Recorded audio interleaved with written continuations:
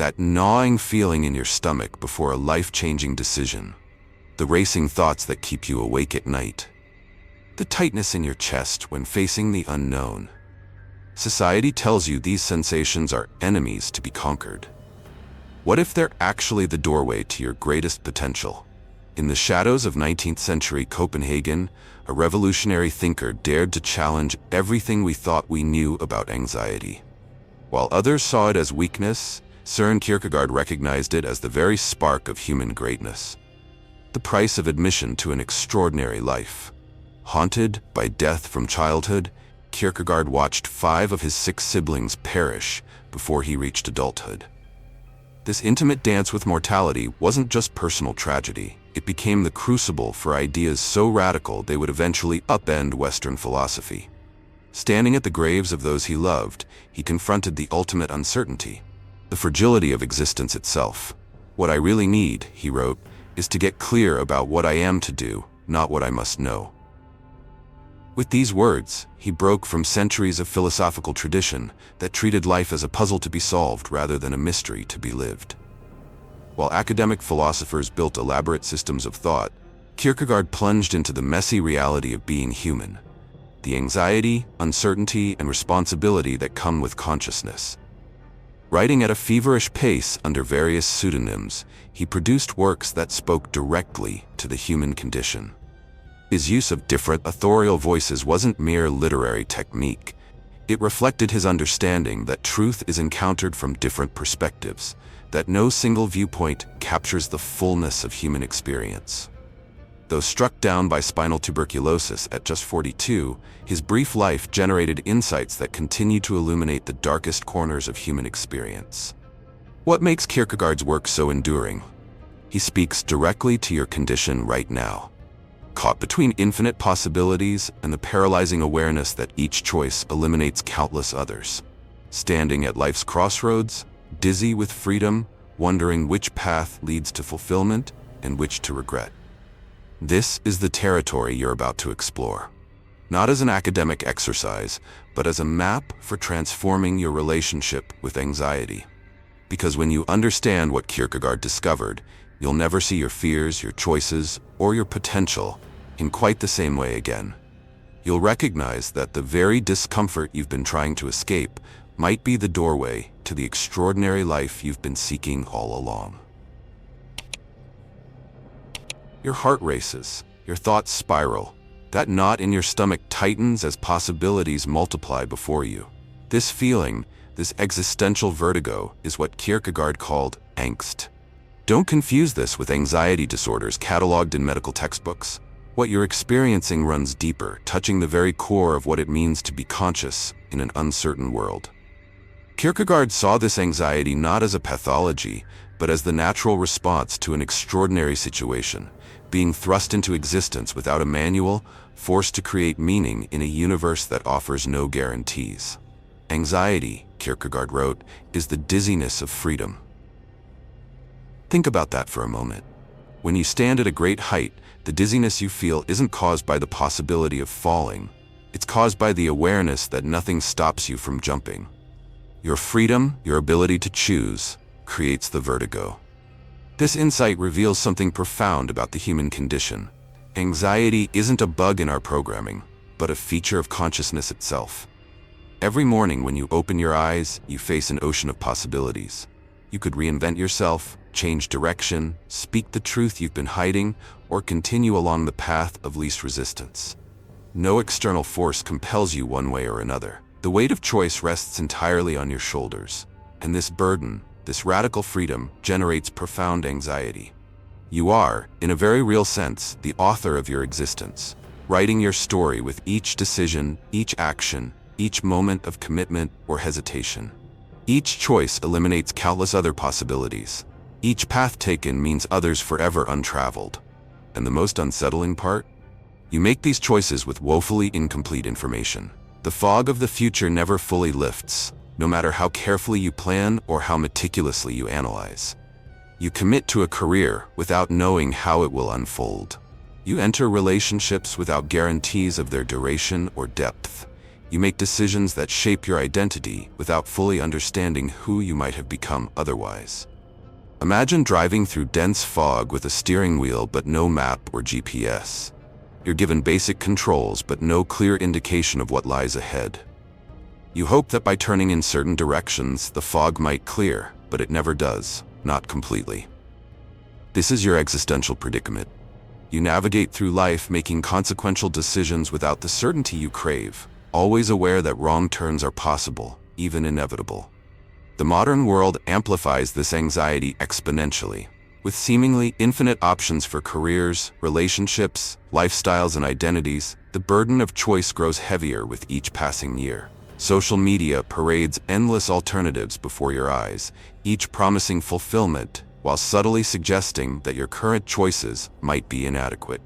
The curated highlights of others' lives create the illusion that certainty and satisfaction are not only possible but common.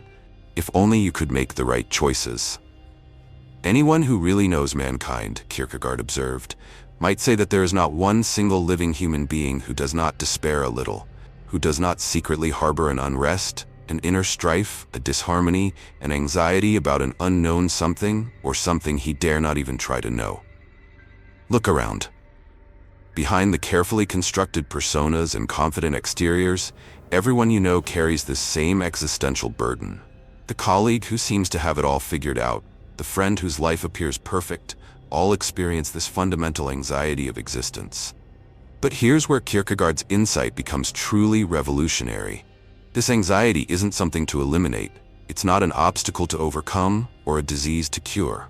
It's the very condition that makes authentic human existence possible.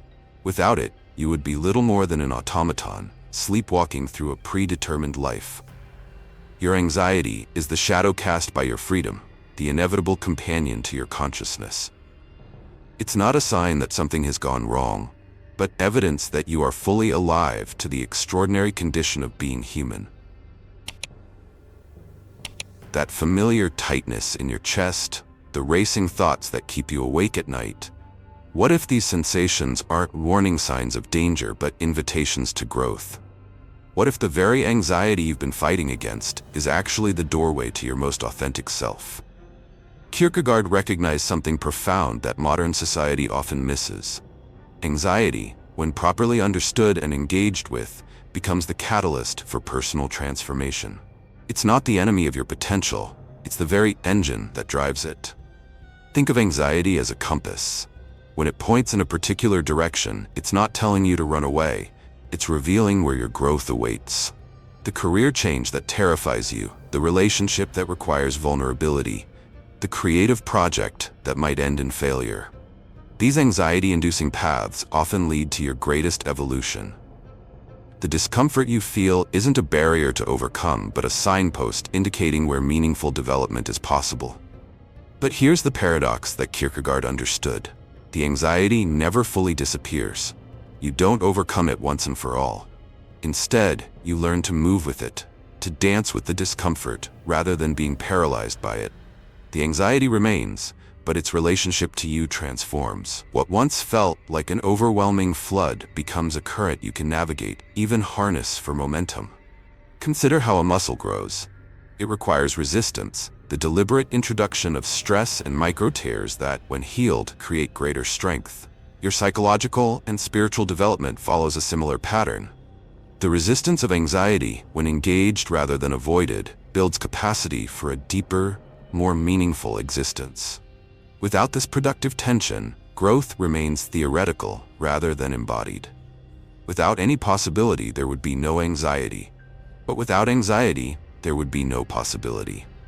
This reciprocal relationship reveals why anxiety is so essential to human becoming. It's the emotional signal that growth is available to you, that transformation is possible. When you feel anxious about speaking your truth, it's because authentic self-expression matters. When you feel anxious about pursuing your passion, it's because meaningful work matters. The anxiety points toward what you value most. Society teaches you to numb this anxiety through distraction, substance, entertainment, or mindless consumption. You're encouraged to seek comfort at all costs, to eliminate uncertainty rather than dance with it. The modern world offers countless ways to avoid facing the existential questions that anxiety raises. Social media, streaming services, consumer culture, and even productivity obsessions can function as sophisticated evasion strategies, keeping you perpetually distracted from the deeper currents of your existence. Kierkegaard saw this avoidance as the true tragedy of human existence.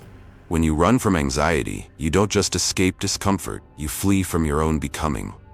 You trade the vertigo of growth for the numbing comfort of stagnation. The temporary relief of distraction comes at the cost of deeper fulfillment and authentic self-realization. The paralysis that anxiety sometimes induces is real. Standing at life's crossroads, overwhelmed by possibilities, you might freeze completely, unable to move in any direction. This paralysis stems from the mistaken belief that there's a perfect choice to be made, a decision that will finally eliminate uncertainty and secure your happiness. You become trapped in endless deliberation, hoping that with enough analysis, the right path will become obvious and the anxiety will disappear. But what if no such perfect choice exists? What if the purpose of decision-making isn't to eliminate anxiety, but to engage with it productively? What if the goal isn't to find the one right path, but to walk your chosen path with full presence and commitment? These questions point toward Kierkegaard's most radical insight, that meaning emerges not from finding certainty, but from embracing uncertainty with courage and conviction. Kierkegaard suggests a radical alternative to paralysis: the leap of faith. Not necessarily a religious leap, though that was Kierkegaard's personal orientation, but a wholehearted commitment to a direction despite the absence of certainty. It's the willingness to act decisively in the face of incomplete information, to choose a path not because it guarantees success, but because it resonates with your deepest values. This leap transforms anxiety from a paralyzing force into a generative one. The energy that once kept you frozen now propels you forward. Your anxiety, properly understood, isn't your weakness. It's the growing edge of your becoming. It marks the boundary between who you are and who you might become. And crossing that boundary again and again is how you transform anxiety into greatness. Your life changes the moment you discover something worth living for, something that resonates so deeply within you that it transforms anxiety from a burden into fuel. This is what Kierkegaard called passion, and it forms the cornerstone of his approach to transcending existential anxiety. Passion, in Kierkegaard's sense, isn't merely intense emotion or fleeting enthusiasm. It's a profound, sustained commitment to something that holds personal significance. It might be love, creative expression, intellectual pursuit, service to others, spiritual practice, or any endeavor that speaks to your unique constellation of values and aspirations. What distinguishes passion from ordinary interest is the depth of engagement it commands, the way it organizes your energy, attention, and choices around a central purpose. What matters isn't the specific form your passion takes, but that it emerges from what Kierkegaard termed subjective truth. Unlike objective truth, which exists independently of your perception, subjective truth is truth that resonates with your innermost being. It's not truth that can be proven through logical argument or empirical evidence. It's truth that you recognize through lived experience, intuition, and deep personal resonance. It's the kind of truth that doesn't just inform you, but transforms you. The crucial thing, Kierkegaard wrote, is to find a truth which is truth for me, to find the idea for which I am willing to live and die. Notice he doesn't say the truth, but a truth which is truth for me. This distinction is crucial. He's not advocating for relativism where any belief is as good as another. Rather, he's recognizing that the most meaningful truths in human existence can't be accessed through detached intellectual analysis alone. They must be embodied and lived. They must be encountered through direct experience rather than abstract reasoning. Society pressures you to ground your life choices in objective reasoning: salary figures, status markers, conventional milestones. The modern world often treats life decisions as primarily rational calculations, weighing pros and cons, costs and benefits. But Kierkegaard recognized that a life built solely on such external metrics leads to what he called despair, a disconnection from your authentic self. The person who climbs the corporate ladder because it's objectively successful while ignoring their passion for teaching or art, lives in this kind of despair, even if they never recognize it as such. Finding your subjective truth requires turning inward, away from the noise of social expectation and conventional wisdom. It demands honest self-reflection. What moves you? What activities make time disappear? What injustices make your blood boil? What beauty brings tears to your eyes? The answers to these questions contain clues to your subjective truth. They point toward the passions that might transform your relationship with anxiety from one of paralysis to one of purposeful engagement. But discovering this truth is only the beginning. The real challenge, and the key to transforming anxiety into greatness, lies in committing to it wholeheartedly. This is where Kierkegaard's concept of the leap of faith becomes essential. The leap isn't a blind jump into irrationality. It's the recognition that the most meaningful commitments in life cannot be justified solely through rational calculation. At some point, you must move beyond endless deliberation and throw the full weight of your being behind your chosen passion. This commitment doesn't eliminate anxiety. In fact, it often intensifies it. When you care deeply about something, the stakes feel higher. The possibility of failure becomes more threatening. But the quality of this anxiety transforms. It's no longer the paralyzing anxiety of indecision and meaninglessness, but the generative anxiety that accompanies any worthwhile endeavor. It's the difference between drowning in an open sea with no direction and navigating challenging rapids toward a destination that matters to you. By committing to your subjective truth, by making this leap, you don't escape the fundamental uncertainty of existence. The fog never fully lifts, but you gain something more valuable. A compass to navigate the fog, a reason to keep moving forward despite limited visibility. Your passion becomes the North Star that guides you through the inevitable periods of doubt, setback, and confusion. The path of least resistance beckons constantly. Scroll through social media, binge another series, have another drink, buy something new, follow the crowd. These temptations aren't random. They're sophisticated escape routes from the anxiety that accompanies authentic existence. Society has perfected the art of anxiety avoidance. The modern world offers endless distractions, numbing agents, and prefabricated identities, all promising relief from the discomfort of confronting your freedom and responsibility. But Kierkegaard recognized that these apparent solutions create a far deeper problem. They rob you of the very anxiety that could catalyze your growth. Consider how easily you might fall into patterns of conformity. When faced with life's big questions, what career to pursue, what values to prioritize, how to structure your days, the temptation to outsource these decisions is powerful. You look to what others are doing, what culture celebrates, what algorithms recommend. Following these external guides seems safer than confronting the vertigo of authentic choice. The collective wisdom appears to offer certainty, where individual deliberation offers only doubt. But conformity exacts a steep price. By adopting ready-made answers to life's fundamental questions, you sacrifice the opportunity to discover your unique path. The anxiety of choice diminishes, but so does the possibility of genuine fulfillment. You gain temporary relief at the cost of lasting meaning. The life that results may be socially approved, but internally hollow, a shell of achievements and acquisitions without the substance of authentic engagement. Even seemingly productive activities can function as avoidance mechanisms. The workaholic drowns existential questions in endless tasks. The fitness enthusiast might use physical transformation to avoid inner work. The social butterfly might use constant connection to avoid solitude's confrontation with self. The intellectual might use abstract theorizing to avoid lived commitment. None of these activities are inherently problematic. They become problematic only when they serve primarily as escape routes from existential anxiety, when they prevent you from making the leap into authentic commitment. The consequences of persistent avoidance are what Kierkegaard termed despair, a state of disconnection from your authentic self. Modern psychology might call it depression, burnout, or existential crisis. Whatever the label, the experience is one of profound emptiness and alienation.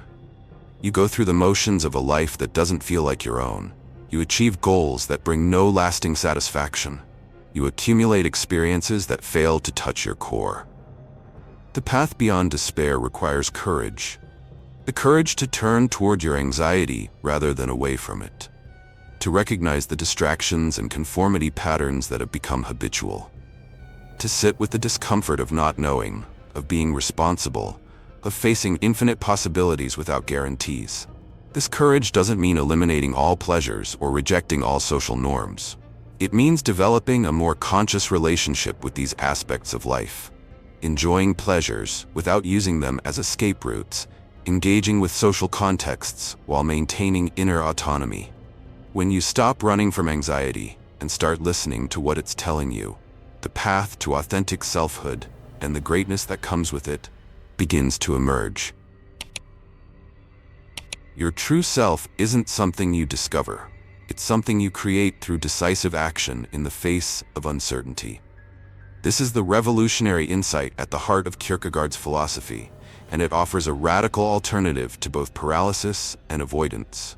The leap of faith that Kierkegaard describes isn't a single, dramatic moment that forever resolves your existential anxiety.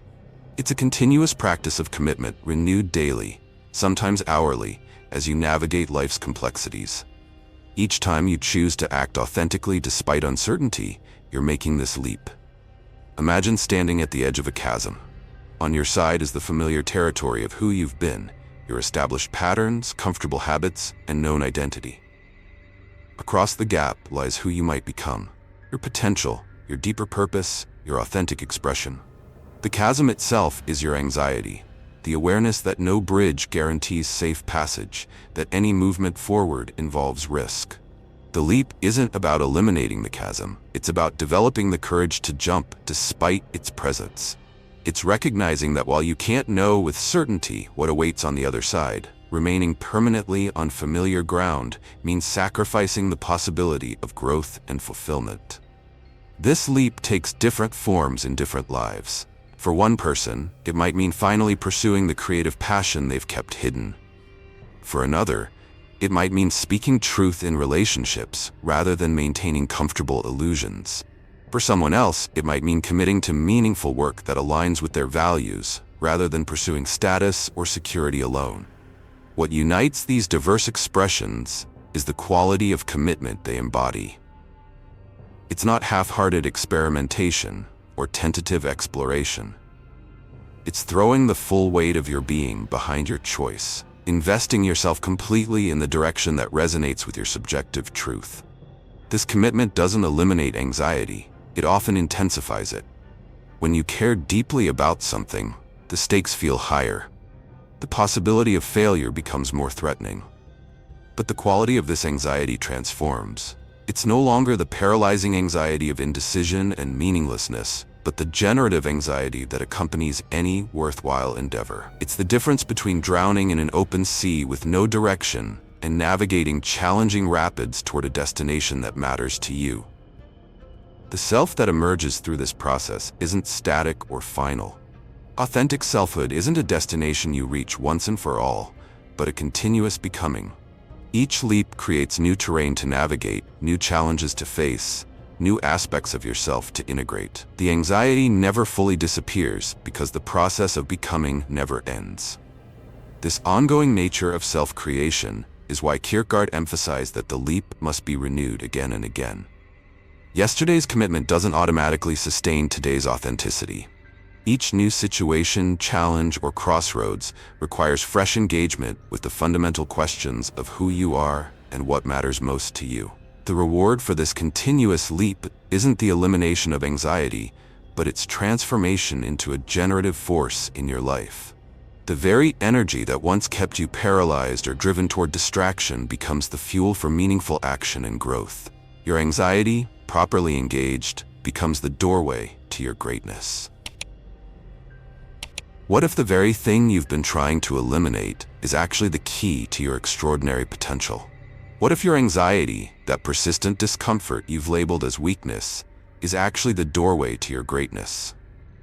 History's most remarkable individuals share a common trait. They didn't eliminate anxiety from their lives.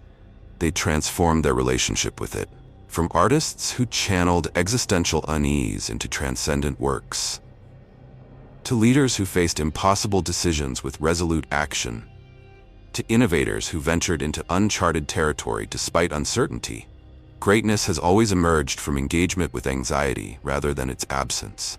Consider Vincent van Gogh, whose mental anguish didn't prevent artistic genius but fueled it, or Martin Luther King Jr., who acknowledged his fears while refusing to let them dictate his actions, or Marie Curie, who pursued scientific discovery despite the profound uncertainties of pioneering research. None achieved greatness by escaping anxiety, but by moving through it with purpose and commitment. Kierkegaard understood this profound truth. Anxiety isn't the opposite of greatness, it's its prerequisite. The capacity to feel deeply the weight of existence, to recognize the vastness of possibility, to experience the vertigo of freedom. These are the very conditions that make extraordinary achievement and authentic living possible. This perspective inverts conventional wisdom. Modern culture treats anxiety as a problem to solve, an obstacle to remove through medication, mindfulness, or management techniques. While these approaches have their place in addressing clinical anxiety disorders, they miss the existential significance of anxiety as Kierkegaard understood it. They aim to eliminate what might better be transformed. The path to greatness doesn't involve becoming anxiety-free, but anxiety-fluent, developing the capacity to work with rather than against this fundamental aspect of human experience. This fluency begins with a radical reframing, seeing anxiety not as your enemy, but as your guide. When anxiety arises around a particular choice or direction, it's signaling something important. It's highlighting where growth awaits, where meaning might be found, where your authentic self seeks expression. The very presence of anxiety often indicates that something matters deeply to you. Otherwise, why would you feel its intensity? Think about the moments in your life when you felt most alive, most engaged, most present. Chances are, these moments involved some degree of anxiety. The butterflies before a performance, the tension before a meaningful conversation, the uncertainty of beginning a creative project or new relationship. The anxiety didn't diminish these experiences. It heightened them, infusing them with significance and aliveness. Greatness emerges when you learn to harness this energy rather than being paralyzed by it. Like a skilled surfer who doesn't fight the wave but moves with it, you can learn to channel anxiety's energy in service of what matters most to you. This doesn't mean the ride becomes smooth or predictable. It means you develop the capacity to stay upright amid the turbulence. This capacity isn't developed through theory, but through practice, through making the leap again and again in progressively challenging contexts. Each time you choose authentic action despite uncertainty, you strengthen what might be called your anxiety muscle. The discomfort doesn't necessarily diminish, but your ability to function effectively in its presence grows. Kierkegaard's own life exemplifies this truth. Despite struggling with melancholy and existential doubt, he produced philosophical works of extraordinary depth and insight. His anxiety didn't prevent his greatness. It was the very soil from which it grew. His willingness to face the fundamental questions of existence, to wrestle with uncertainty rather than flee from it, enabled him to develop perspectives that continue to illuminate human experience nearly 2 centuries later. The world Kierkegaard inhabited bears little resemblance to yours. He never experienced social media's constant comparisons or the dizzying pace of technological change. Yet his insights into anxiety have never been more relevant. Today, you face an unprecedented abundance of choices. Decisions that once might have been determined by tradition now fall squarely on your shoulders. This explosion of options amplifies the dizziness of freedom that Kierkegaard identified as the source of anxiety. Simultaneously, you're bombarded with carefully curated images of others' lives that create the illusion that everyone else has figured it out. This creates a painful gap between your inner experience of doubt and the apparent confidence you see in others. The modern world also offers unprecedented tools for avoiding existential anxiety. Streaming services provide limitless entertainment. Smartphones deliver constant distraction. These mechanisms for anxiety avoidance have become so sophisticated that escaping into them requires almost no conscious effort. Begin by recognizing that the modern tendency to frame all anxiety as disorder obscures its existential significance. While clinical anxiety disorders are real, the existential anxiety Kierkegaard described is not a medical condition to be cured, but an inevitable aspect of conscious existence to be engaged with. Create space for genuine encounter with your anxiety by stepping away from constant distractions. When anxiety arises, practice curiosity rather than avoidance. Ask yourself, what is this anxiety pointing toward? What growth might be available if I move toward rather than away from this discomfort? Develop discernment about the voices that influence your choices. The modern world bombards you with external perspectives on how you should live. Kierkegaard would encourage you to question these voices, testing them against your subjective truth.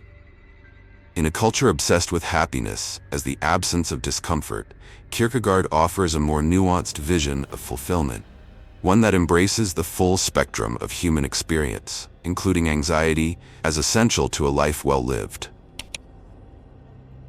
The next time anxiety grips you, when your heart races before a crucial conversation, when uncertainty about your path keeps you awake at night, when the weight of choice feels overwhelming, remember what you've discovered here.